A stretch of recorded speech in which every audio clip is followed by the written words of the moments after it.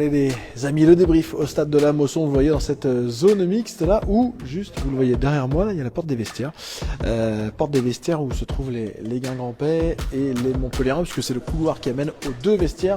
Et donc les joueurs qui vont passer devant nous à la sortie en retournant vers le bus, après cette défaite 3-1 dans l'avant, qui est quand même passé à côté en seconde période, qui a passé à côté techniquement dans les 30 derniers mètres, parce que Guingamp a plutôt dominé la seconde période, a eu globalement le ballon une bonne partie du temps, a plutôt préparé ces situations, a approché cette surface de réparation sans jamais finalement se montrer dangereux à l'arrivée, sans parvenir à trouver le déséquilibre, sans réussir à faire la différence, et donc à trouver devant Louis Mafouta ou d'autres également, puisque Guingamp qui est passé bonsoir en 4-4-2 à plat, aller en milieu de seconde mi-temps avec Sagna qui était aux côtés de Mafouta, n'a pas été non plus davantage trouvé. Alors, hop, arbitre en bois, trop de blessés, de suspendus. Alors oui, blessés et suspendus, c'est vrai que là ça fait beaucoup, puisque Hott est sorti sur blessure juste avant la mi-temps.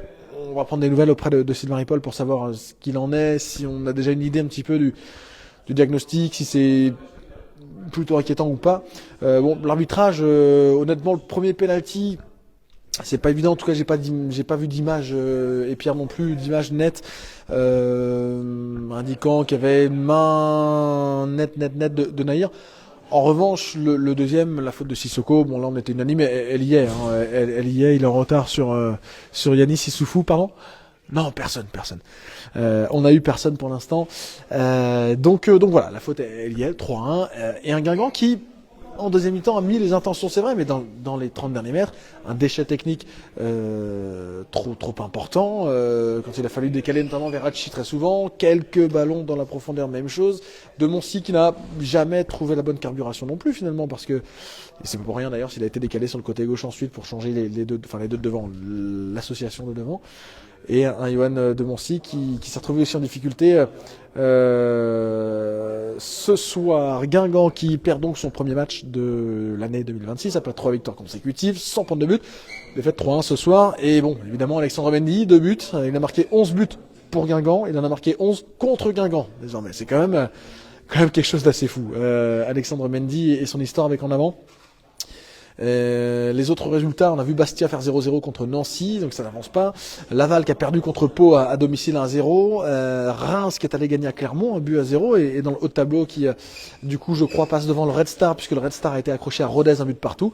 Et l'autre score, Grenoble qui a battu Amiens 2-1. Ça, c'est pour les Grenoblois une bonne opération dans la course au maintien.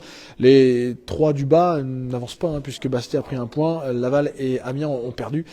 Donc c'est quasi statu quo en bas de tableau sur cette soirée. En haut de tableau, évidemment, Guingamp va voir quelques équipes reprendre un peu d'avance. Reims en fait partie. On verra ce qu'il en sera demain pour notamment Troyes qui affronte Le Mans, Dunkerque qui reçoit Annecy aussi. Il y aura Saint-Étienne-Boulogne également.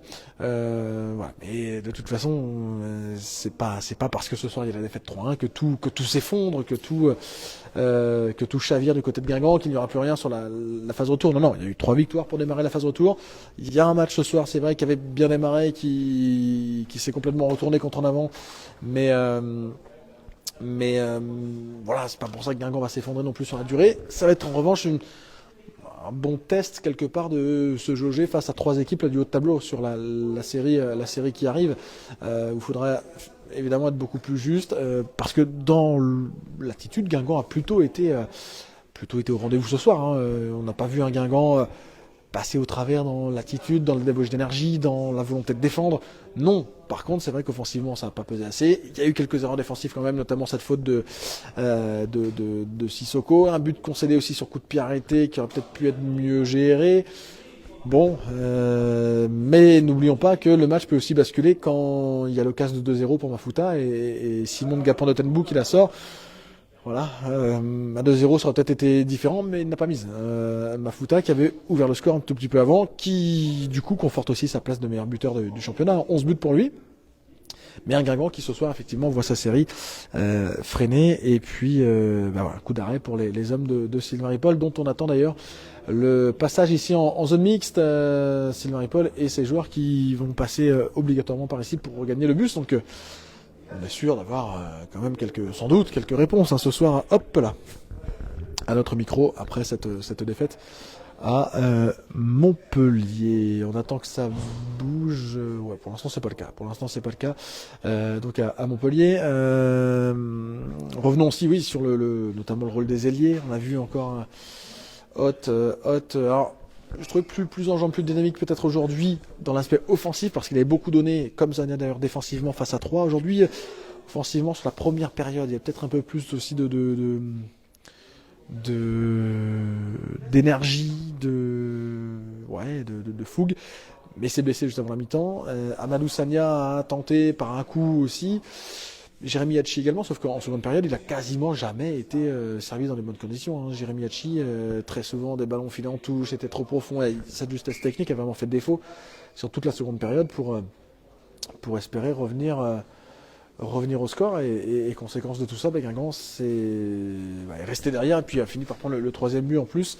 Avec les blessés, on a 0 profondeur de banc. Je vois un commentaire. Oui, c'est sûr que là, avec les blessés, ça devient plus compliqué. Alors, il y a quand même à souligner les retours pour la semaine prochaine, notamment de Stanislas Kelt et de Freddy Mbemba, puisque ils étaient suspendus jusqu'à aujourd'hui. Ils sont de retour pour le prochain match, donc ça fait quand même 2 renforts supplémentaires. Quel bilan médical pour Gauthier Hott? Pour l'instant, on ne sait pas, puisqu'on n'a pas eu Sylvain Paul à notre micro. On essaiera d'en savoir un peu plus tout à l'heure. Par contre, pour Amadou Samoura, c'est 4 à 5 semaines d'absence, donc plus d'un mois. Ça nous amène à début mars pour Amadou Samoura, et donc ça c'est une absence préjudiciable pour les Guingampais, évidemment. Sylvain Ripoll qui arrive en zone mixte à Montpellier. Bonsoir Sylvain. Bonsoir. Hop, on attend que ça arrive. Un match qui a bien démarré, on a l'impression qu'il a fallu une demi-tempête avant la mi-temps pour que tout bascule. Ouais, en tout cas, j'ai la lecture de 2 mi-temps complètement différentes. La première mi-temps où, à défaut d'être brillant, on reste cohérent dans ce qu'on souhaite faire sur la volonté de produire quelque chose collectivement. Je pense même par moments où on prend le dessus sur l'adversaire. Puis voilà, après il y a des coups du sort, le penalty, le but qu'on encaisse aussi sur corner, avec quelques opportunités nous de passer devant aussi. Mais ce qui me dérange, c'est plutôt la deuxième mi-temps. La deuxième mi-temps où on a perdu le fil. On a voulu forcer des choses individuellement qui nous ont fait déjouer. Et à l'arrivée, collectivement, on perd les qualités qui peuvent être les nôtres quand on veut bien faire les choses ensemble. Et il se passe rien en fait en deuxième mi-temps. Ils ont beaucoup haché le jeu et n'avaient pas réussi à passer outre. Ouais, mais ça on le savait. L'arbitre a aussi été très permissif sur beaucoup de fautes. Mais quand c'est comme ça, il faut garder les idées claires et continuer à produire du jeu simple collectivement, sachant qu'il y a encore du temps. Mais c'est certainement pas en bafouant nos principes et en forçant les événements n'importe comment que ça passe.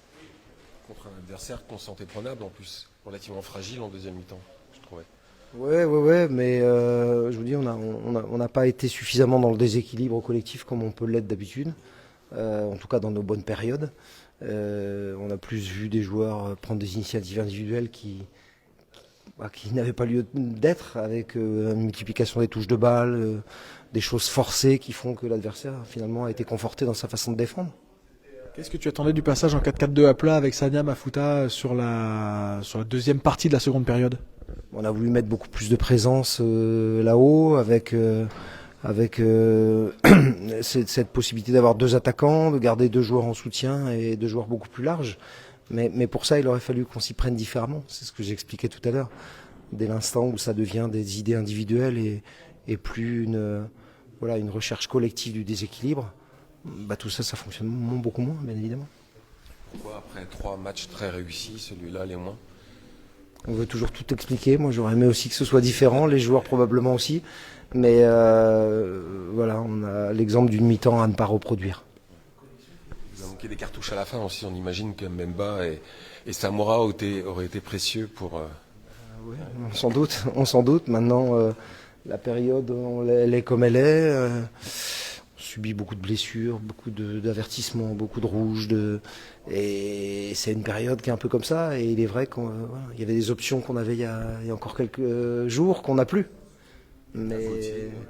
Et Gauthier, il va venir malheureusement alourdir notre questionnement, parce qu'on est assez inquiet sur sa blessure. On en saura plus dans les jours à venir, mais quand voilà, il s'est plaint d'une vive douleur au genou sur le côté, je sais pas ce qu'il a, mais voilà, ça paraît pas léger en tout cas.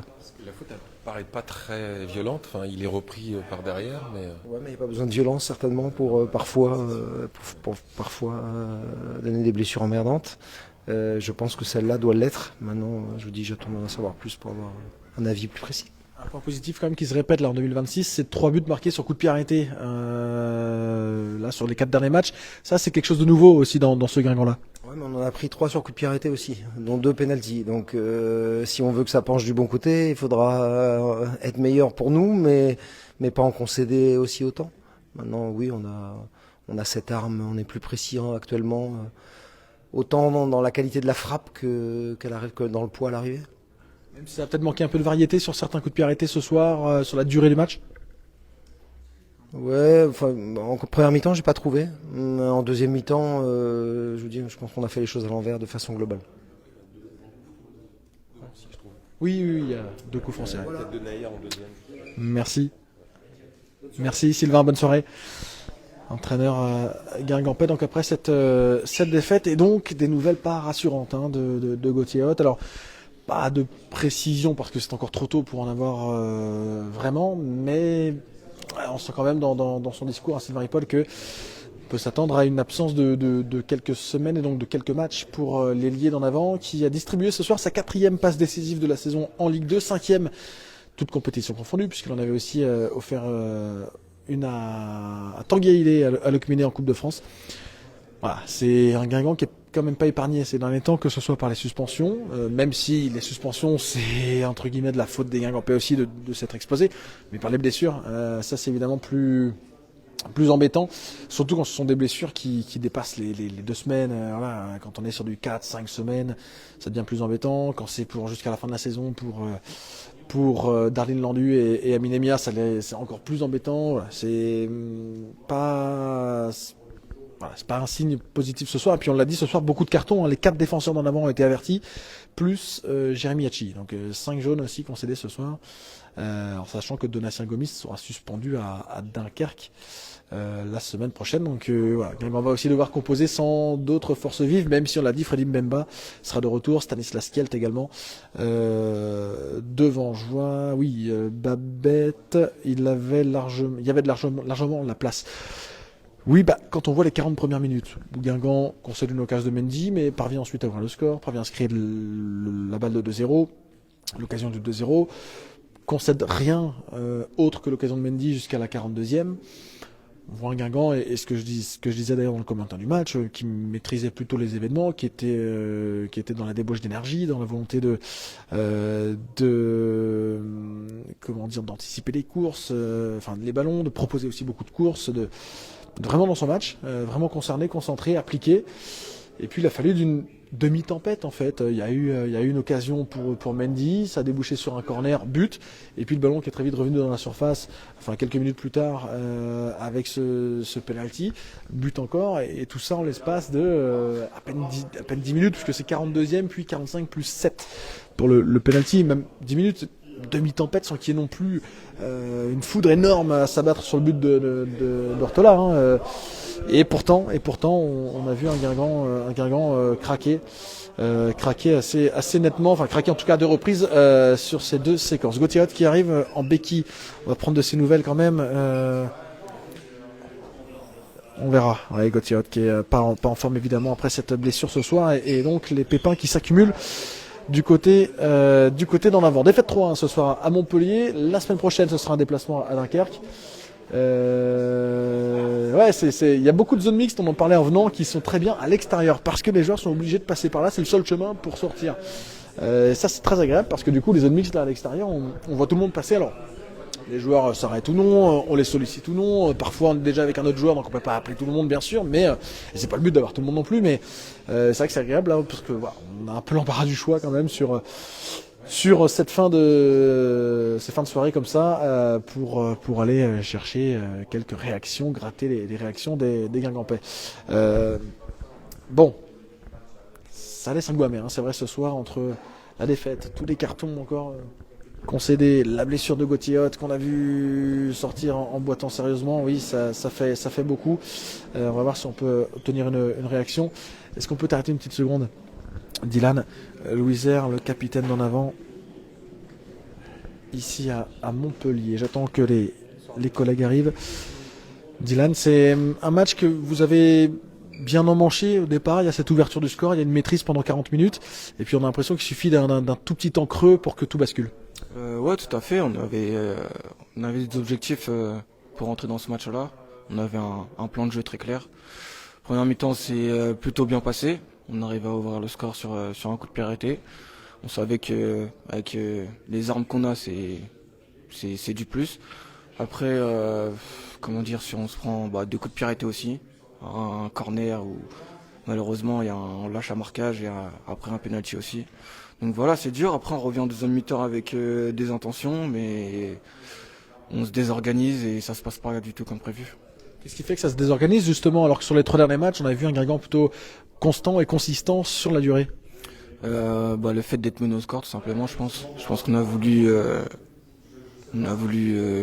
essayer ou tenter des choses individuellement, et ce soir on a vu qu'il fallait vraiment garder notre plan de jeu collectif pour pouvoir réussir à faire quelque chose. Est-ce que tu vois ça comme un coup d'arrêt, un accident après les 3 victoires? Comment tu juges cette défaite? Un bon rappel, je pense. Un bon rappel que quand on est très bien, quand on a un bon bloc équipe et quand on a un plan de jeu collectif qui marche à merveille, on va dire, c'est beaucoup plus facile de gagner des matchs. Aujourd'hui, on a vu que quand on sort de ça, ça donne ce genre de résultat, tout simplement. Devenir une équipe normale, entre guillemets. Ouais, une équipe qui concède des actions, une équipe qui est désorganisée, qui prend des transitions, qui est fragile sur coup de pied arrêté, une équipe de soir, surtout de la deuxième mi-temps. Mais voilà, ça nous fait une bonne piqûre de rappel, tout simplement pour nous dire les gars, faut pas sortir de ce plan de jeu, de ce chemin-là, et c'est tout. On parle des coups de pied arrêtés défensifs, mais il y a aussi quelque chose de nouveau, c'est de marquer sur les coups de pied arrêtés offensifs. Ça fait 3 buts sur les 4 derniers matchs. Qu'est-ce qui a changé sur ces situations-là pour que Guingamp soit en réussite? On les travaille et voilà, quand je dis les attaquants, c'est tous ceux qui se retrouvent dans la surface, mais ceux qui sont en position d'attaque sur le coup de pied arrêté, je sais pas, peut-être donnent plus d'envie. C'est aussi pas mal tiré avec Yo et Gauthier aussi. Il y a plus de consistance et de régularité dans la frappe, et c'est tout un bonheur pour nous avec les armes qu'on a dans notre équipe. Merci Dylan, bon retour. Et on va basculer vers Donatien Gomis. C'est notre deuxième. Ça en mord un peu les doigts, mais il va falloir se remettre à l'endroit et enchaîner. Non, il n'y a pas trop. Oui, c'est sûr que le fait de mener, un petit peu le sentiment d'injustice. Après, peut-être qu'on perd un peu patience. Voilà. C'est dur à expliquer. Voilà, ce qu'on disait, c'est super fin. Un match, ça se joue à des détails. Et là, ça n'a pas basculé dans notre sens. Et on n'a pas su renverser la situation. Mais il faut s'en servir pour la suite. Beaucoup haché le jeu aussi. Je pense que ça vous a agacé parfois. Oui, ils ont bien joué le coup. Ils ont fait pas mal de petites fautes. Ils ont essayé de mettre un peu du bazar dans tout ça. Donc, on est rentré un peu dans leur jeu, on va dire. Voilà, on n'a pas su parfois faire preuve un peu plus de maturité et de sérénité. Mais il faut s'en servir, comme je dis, pour la suite. Il faut s'en servir. Faut pas oublier ce qu'on a fait depuis le début. Et on va faire mieux, j'espère, les prochains matchs. Ouais, j'ai touché le poteau. Ouais. Il a très bien défendu d'ailleurs. Il a fait un super bon retour. Et ça joue à des détails, parce que ça bascule de notre sens à 2-1. C'est plus le même match. Exactement. Donc c'est ce que j'ai. Parfois ça bascule dans l'autre sens. Ce soir c'était pas pour nous, mais il faut en tirer des leçons et regarder, prendre le temps de voir ce qu'on n'a pas bien fait et ce qu'on a bien fait aussi. Il a manqué quand même en deuxième mi-temps de justesse technique, du bon dosage. Oui, il a manqué beaucoup de choses. Après moi le premier, j'ai perdu énormément de ballons. Bon, je n'étais pas le seul, mais voilà, comme je dis, on n'a pas été à la hauteur en deuxième mi-temps. Côté justesse technique, même dans certains duels. On les a perdus tout simplement, et voilà, à nous de faire mieux prochaine fois, à nous de bosser, et c'est bien parce que ça va nous permettre de nous remettre en question. Enfin c'est bien, vous m'avez compris, mais ça va nous permettre de nous remettre en question, et les prochains matchs qui vont se dérouler ainsi, on saura mieux les appréhender. Merci Donatien. Donatien Gomis, qui sera suspendu donc à Dunkerque la semaine prochaine. Je voyais des commentaires passer où la règle des cartons, enfin des suspensions pour carton jaune a changé. Hein. Auparavant, il fallait prendre 3 jaunes sur une période de 10 matchs pour être suspendu. Désormais, il faut en prendre 3. Non, il faut en prendre 5 sans durée de match à respecter. Donc si t'en prends 5 en 5 matchs, bah t'es suspendu. Si t'en prends 5 en 30 matchs, bah t'es suspendu pour une rencontre à chaque fois. Mais il n'y a plus de durée de match. D'une part, c'est plus 3 cartons, mais 5 cartons jaunes. Et il n'y a plus de durée de match. Peu importe au moment où le 5e jaune arrive, la suspension est automatique ensuite. Donc voilà, pour expliquer tout ça. Une équipe de Guingamp qui, oui, alors les coups de pied arrêtés offensifs, hein, qui sourit quand même là sur ce début d'année. Ça c'est le point positif, notamment ce soir avec le but de Mafuta après le corner de Gauthier Hott. Mais c'est vrai, une équipe de Guingamp qui est passée au travers en deuxième mi-temps parce qu'elle a eu la maîtrise, parce qu'elle a eu la capacité vraiment de préparer ces situations, mais qui n'a jamais réussi à trouver le déséquilibre, qui n'a jamais réussi à avoir cette étincelle et surtout cette justesse dans les 30 derniers mètres, le bon dosage, la possibilité de servir Mafuta notamment dans la surface, de trouver les relais avec De Moncy qui a été très discret aussi ce soir, de trouver le déséquilibre sur les ailes, pareil, c'est arrivé beaucoup trop rarement. Donc voilà, c'est évidemment un match sans, surtout une deuxième mi-temps sans ce soir pour les Guingampais. On peut s'attendre à un duo de Demouchi, Nahir à Dunkerque, oui. Oui, probablement. On verra quels seront les choix de Sylvain Ripoll. On sait qu'Eden Gassama sera de retour aussi de suspension. Lui qui n'a joué qu'un bout de match à Château-Gontier en Coupe de France. On verra quels seront les choix. Mais c'est vrai que là, d'emblée comme ça, on pense plus naturellement à Demouchi Nahir pour le match à Dunkerque. On verra ce qu'il en sera dans une semaine, tout simplement. Au stade Marcel Trébus, c'est Pierre qui sera là-bas d'ailleurs à Dunkerque. Bon, on attend d'autres réactions. On en a eu déjà 3 ce soir avec Sylvain Ripoll, Dylan Wiser et Donatien Gomis. Alors, je reprends un petit peu. Hop, pour commenter en même temps. Je vois que le banc de touche a fait défaut. Disons que ce soir, il n'était pas très fourni d'un point de vue offensif. On a souligné justement ces derniers temps l'apport des entrants, notamment de Samoura, qui a fait basculer le match contre 3. Ce soir, il y avait trop d'absents effectivement offensivement pour que ça ait un impact sans doute. Vous avez vu Pierre qui a posté les joueurs en fin de contrat, c'est vrai pour la fin de saison. Le mercato qui se termine lundi à 20h. Donc on verra s'il y a des mouvements ou pas. Mais oui, Sidibé, Sissoko, Sanya, Demouchi et Njoyen Gaput seront en fin de contrat. Et puis des joueurs sont prêtés comme Hachim, Bemba de Moncy retourneront eux aussi dans leur club. Alors après... c'est pas parce qu'il n'y a pas d'option d'achat qu'il peut pas y avoir de négociation pour certains joueurs. Enfin voilà, il peut se passer plein de choses, mais en tout cas, leur contrat avec En Avant se terminera effectivement au 30 juin. On verra ce qu'il en sera ensuite pour les uns les autres, ce qui sera décidé. Matondo, pas d'entrée pour lui. Non, il est pas entré ce soir. Il était sur le banc. En revanche, pour la première fois, il me semblait qu'il avait été là contre Laval, mais non, c'était pas lui contre Laval en Coupe de France. Mais il était sur le banc avec le numéro 37, Trésor Matondo. Mais qui n'est pas entré en jeu ce soir. Retour de Kielt, oui, la semaine prochaine pour répondre à Pierre-Yves. Voilà. On verra aussi bien dans une semaine. Guingamp aura le sourire parce qu'il aura fait un gros match à Dunkerque. Peut-être que Guingamp va aussi entrer un peu plus dans le dur sur une certaine séquence.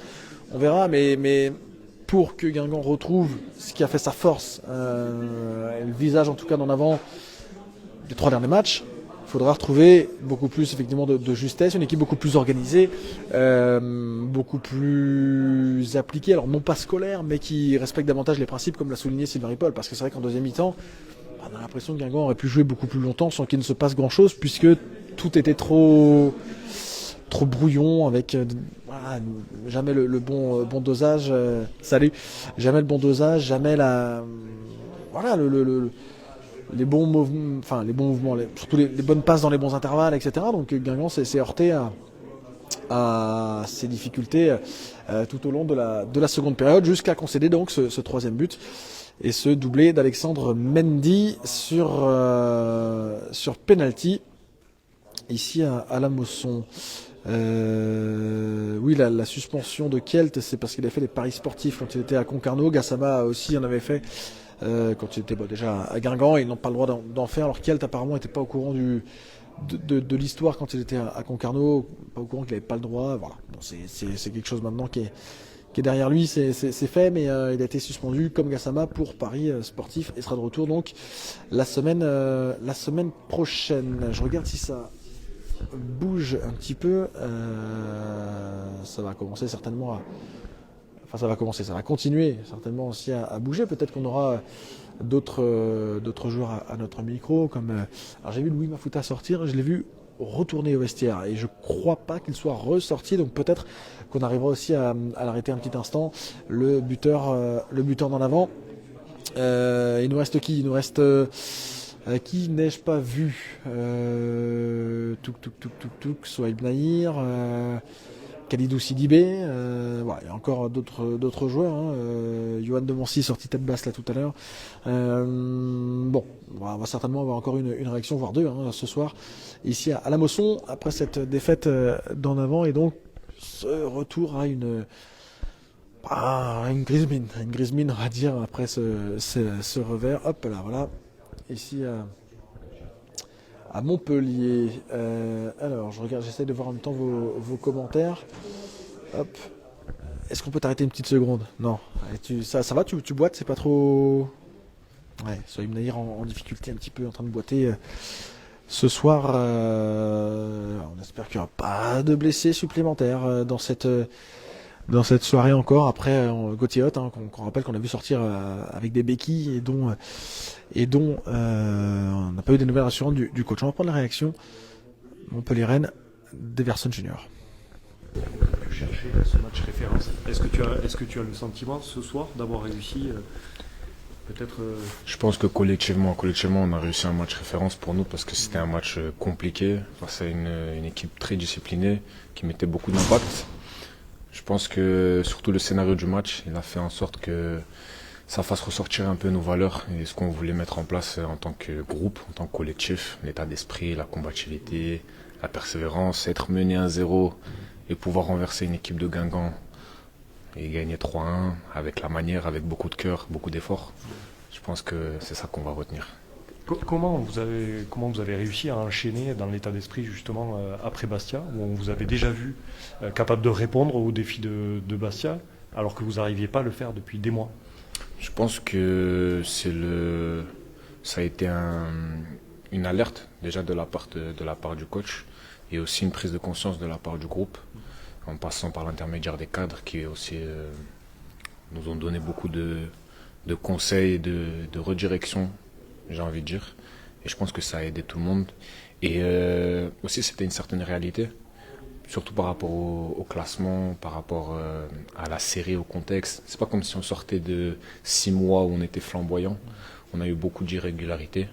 Du coup, pour justement trouver cette régularité dans les résultats, c'est un championnat qui passe par beaucoup de duels, beaucoup de combativité. Et en fait, je pense que le match de Metz, en allant gagnant 4-0 là-bas, ça a été très très bien, parce que c'est les ingrédients qu'on a mis. Mais je pense que ça aussi, ça nous a desservi un peu, parce que 5-6 jours après, contre Boulogne-sur-Mer, collectivement, individuellement, surtout je parle pour moi, on n'a pas su relever, je dirais, le niveau mental. Et depuis cette prise de conscience, je dirais que là, on a enchaîné Bastia et Guingamp. 2 gros matchs, et je dirais 2 gros matchs, surtout gagnés avec le cœur. Everson Junior, le milieu de terrain, entrée en jeu et buteur.